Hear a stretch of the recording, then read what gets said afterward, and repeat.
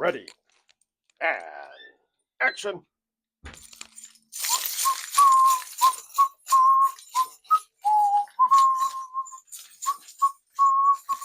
Oh, hello there again. It's Professor Victor Singingeagle here at Sisseton, Wahpeton College. I was out teaching CDL classes. Still got my vest on. Let me take this thing off and get comfortable. That's better. Why am I bothering you now? Well, it's because I got some more books in the mail. Yay! Woohoo! I'm so happy. Let's move this out of the way. That's better. I look weird. Let's move this a little closer. Hope I don't knock it over. That's better. It's gonna fall. That's better. Turn it this way.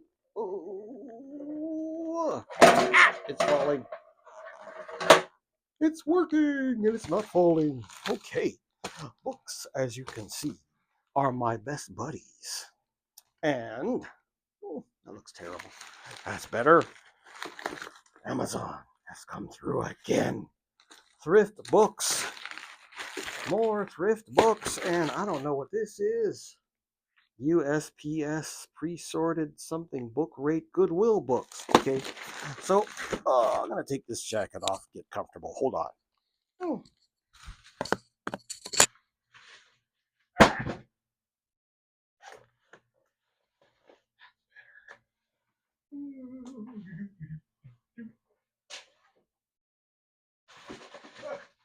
feel like Mr. Rogers. I should sing it. It's a beautiful day in the neighborhood. All right, that's better. Put this on. Get my old man glasses out. We'll see what we can do. You ready? Here we go. Book unboxing time. I can't believe people actually make money making videos like this where they're unboxing toys and never mind. Let's just open it up. Well, I'm a nerd, so I'm going to unbox books or unpackage books. What is it? Ogimakwe Mitigwaki. That sounds familiar. It sounds like something from my language. It is. It's Potawatomi. It's written by Simon Pokagon. I think Ogimakwe is some kind of woman. Oh, there it says right there, Queen of the Woods. This is a very old book. I just remember that Kwe in my language means woman. This is probably something that was written long ago, but it has been updated in the year 2011 by Michigan State University. Says here it was published probably in the 1880s, maybe? Wow. Forward to the current edition by Philip J. Deloria. The book you hold in your hands, Simon Pokagon's Ogimakwe Mitigwaki, Queen of the Woods, is an undeniably odd piece of work. It can be read as mawkish, sentimental, romantic tragedy, or as a subtle recounting of the key ideological underpinnings, I can't talk today, underpinnings of American conquest and colonialism. One reader might view the book as an effort to preserve native language and culture, while another might as easily see it as evidence of the cultural inferiority complex that has so often accompanied attempts at forced assimilation. I'm going to sit here and read the boring preface. That's just a foreword. They always have these big long forewords. Here's the architecture of Simon Pokagon. These are just, what do you want to call them? Prefaces and long-winded forewords and all that. Let's get to the book itself. Look at it. It just goes on. Essays about literature, turn of the century Indian intellectualism. So it's more a bunch of overpaid English majors pontificating about the literature itself. where is the actual book? A brief sketch of Chief Simon Pokagon's life from the original publisher's notes. Let's keep going. The Algonquin language. Oh, finally we get something from Simon himself. Let's read it. In presenting Queen of the Woods to the public, I realize that many of its readers will inquire why so many Indian words are used. All such will please bear in mind that the manuscript was first written in the Algonquin language, the only language spoken by me until 14 years of age, and that in translating it into English, many parts of it seem to lose their force and euphony in so much that I deeply regret that Queen of the Woods cannot be read by the white people in my own language. It is indeed mortifying for me to consider that outside of the proper names of lakes, streams, and places, our language is being almost entirely ignored by the incoming race. While other languages of foreign birth are entering largely into the English dialect, and our children who are being educated in the white man's schools are forsaking and forgetting their mother tongue. So, yeah, there's a big old lexicon on here, and it keeps going and going, editorial notes, and then we actually get to the book itself on page 99. Chapter 1. There he is right there. He's an elder in that picture. Got big ears. Wow, he's dark like me too, because he's a Potawatomi. Maybe all of us Potawatomi are dark. I don't have big ears though, do I? Never mind. Keep reading. Ooh. Chapter 1. On my return home from Twinsburg, Ohio, where I had attended the white man's school for several years, I had an innate desire to retire into the woods, the wild woods far from the haunts of civilization, and there enjoy myself with bow and arrow, hook and line, as I had done before going to school. Judging from my returning love of the chase, and from various conversations with educated people of the white race, I have come to the conclusion that there is a charm about hunting and fishing, planted deep in the human heart by nature's own hand, that requires but little cultivation to lead the best educated of even the most civilized races to engage heartily in the sport. Hence, I have been forced to the conclusion that when our children are educated and return from school to live among their own people, unless places can be secured for them away from the influences that cluster about them, the result of their education must necessarily, in some cases, prove disappointing to those who have labored so ardently in their behalf. So I'm going to stop it there. But this sounds like more of a treatise than a story. Nope, the story starts later, because I can see here Makwa Bear having slept on the previous night, our blankets. So yeah, there's a little bit of autobiographical influences in here, but there's actually a fictional story. It says here it's a treasure of indigenous intellectual literary history. Interesting. All right, I'm going to knock that off because I'm going too slow. It's already 9 minutes, just about. Let's open another book, shall we? All right, let's open it. Gimme, gimme, gimme, gimme, gimme, gimme, gimme, gimme, gimme! What is it? Ooh, hardcover. Pacific Island Legends. Probably from Micronesia. Yes, from Mom's side of the family. Oh, goody! Micronesia, Melanesia, Polynesia, and Australia. Ooh, goody, goody gumdrops. That says Polynesia. Let's see if we can find some. This is a little kid's book, I bet. The Origin of the Rat Clan. Tick and Lop of the Ravenous Fish. Ooh, it's in large print. That's why I'm guessing it was probably originally written for kids. How the Dugong Came to Be. The Creation of Palau. Now we're getting to Micronesia. Ooh. Why mosquitoes suck blood. I know this story. how the women saved Guam. Ooh, Chuk, Yap. Federated States of Micronesia. Yap, Chuk, Pohnpei, and Koshai are very different islands. Island groups that are now one political unit, the Federated States of Micronesia, FSM. They are part of the Caroline Islands. These are hundreds of islands and atolls scattered like a stream of stars across the equator. Yes, I know I lived there. Never mind. Let's see the mosquito one.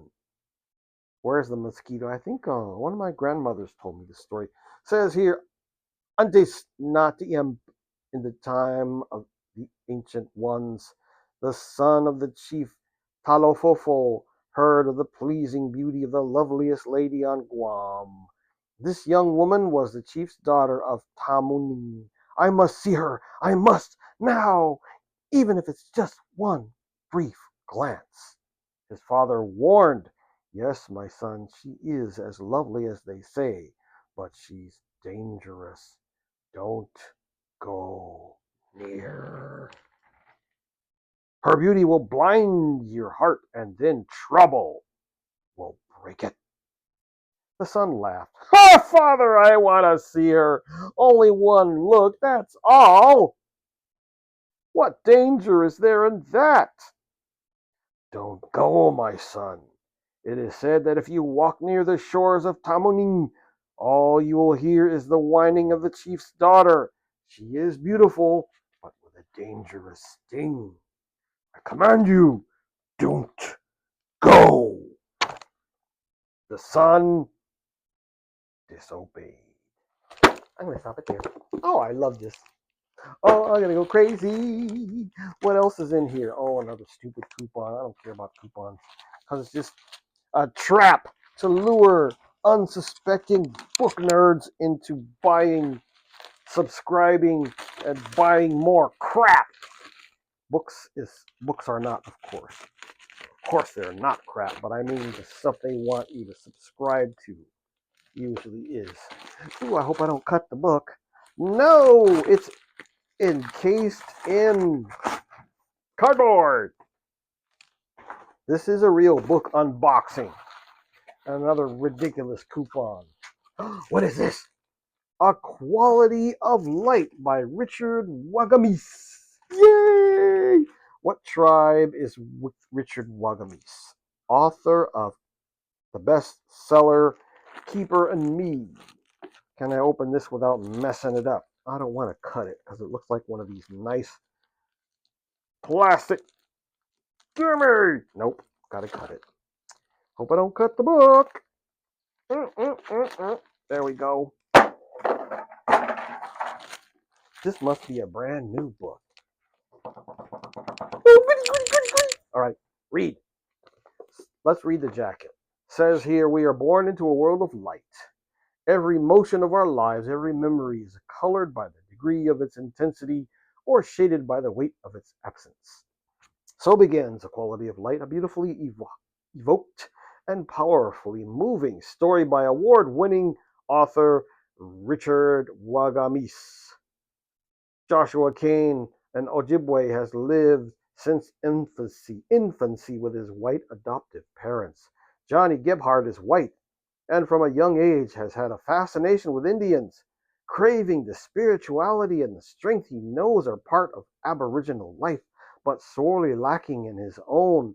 Happily, the two boys meet, finding common ground and striking a deep bond through their invention of baseball and the warrior identities they bestow upon themselves. They promise to keep this and every secret of my blood brother and to always be loyal and good and kind, except in battle, 'cause that's different. When a nasty racial incident puts Joshua in the hospital and Johnny in a detention center, Joshua begins to discover his native heritage. Johnny, incensed at the injustices endured not only by Joshua but by natives throughout North America, takes a militaristic stance in his fight for Aboriginal rights and traditions. Each now has a different belief about what it means to be truly Indian, and their friendship crumbles. Yet a violet violent hostage-taking brings them together many years later, and they finally recall the oath that they took as boys. The incident's tragic results allow each man to fully realize the native spirit in the other. How interesting. Richard Wagamese is an Ojibwe whose award-winning first novel Keeper and Me helped to establish him as one of Canada's major new literary talents. There he is right there. He almost looks like a Chinese guy or a Taiwanese guy. Richard Wagamese! I'm only going to open up and look at the very opening that says here prologue. Okay, let's read and then I'll stop. We are born into a world of light. Every emotion of our lives, every memory is colored by the degree of its intensity or shaded by the weight of its absence. I believe the happy times are lit by an ebullient incandescence, the pure white light of joy, and that the sadder times are bathed in swatches of purple moving into pearl gray. When we find ourselves standing against the hushed palette of evening, searching the sky for one singular band of light, we're filtering the spectrum of our lives. We're looking through the magic prism of memory, letting our comforts, questions, our woundings lead us. Emotional voyagers, portaging a need called yearning. But it's not the memories themselves we seek to reclaim, but rather the opportunity to surround ourselves with the quality of light that lives there. The muted grays of storm clouds breaking might take you back to the hollowness you found in a long goodbye. The electric blue in a morning horizon might awaken you again in that melancholic ache you carried when you discovered love. Or you lay on a hillside in the high sky heat of summer, the red behind your eyelids making you so warm and safe and peaceful, it's like the scarlet a part of you remembers through the skin of your mother's belly when you, your life, and the universe was all fluid, warmth, and motion. I'm going to skip over where it says part one, inventing baseball. We'll go for 2 more minutes and I'm going to knock it off. Part 1. The telephone jangled urgently in the study. It was just before 6. By the age of 35, I'd made a habit of a farmer's start to the day, and the idea that more cosmopolitan people's lives might kick themselves into gear that early always caught me off guard. I moved quickly to answer before the ringing could disturb my wife and young son. Reverend Kane? A weary male voice inquired. Yes, this is Joshua Kane. Good. Sorry to disturb you at this hour, Reverend. It must be, what, 6 a.m. where you are? Yes, well, just before. I was up. Who is this, please? Oh, yeah, sorry, the man said, gearing down into a professional tone. Name's Inspector David Nettles of the Calgary Police, Reverend. You got a friend name of Gebhart? John Gebhart? Johnny? Yes. Is there a problem? Is he okay? Well, he's alive, if that's what you mean, but we've definitely got a problem, Reverend. It seems your friend Gebhart has taken it upon himself to solve the entire Indian problem in Canada.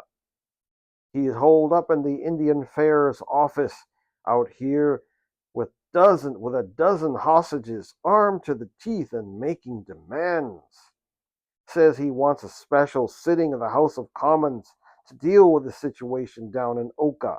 Wants the army out of there and wants a guarantee that none of those militants he will be prosecuted once the conflict is settled. He also wants a special investigation through the UN and an internal human rights tribunal to look into the Indian Third World in Canada, as he calls it. Real effing Rambo. Sorry about the language, Reverend. That's okay. Well, he's a real peach, this guy. Long hair, braided with an eagle feather, war paint, beaded buckskin vest, moccasins, everything but scalps hanging from his belt. Hard to believe he's a white man. Says if the government won't come to the Indians, he'll bring the Indians to the government. He's been faxing us on the Indian Affairs machine, faxing the press out here too. Signs, all of them, laughing dog. Can you believe it? He's sending faxes faster than arrows. I'm going to stop it there because we're already 20 minutes and 35 seconds. So that's this book here, A Quality of Light by Richard Wagamese. It sounds really interesting. I can get into this. Indian kid becomes a reverend. The white kid becomes a radical Indian rights activist. Ha! I love it. Okay, I'm going to stop it right there. Thank you so much. Have a nice day. Talk later. Bye-bye.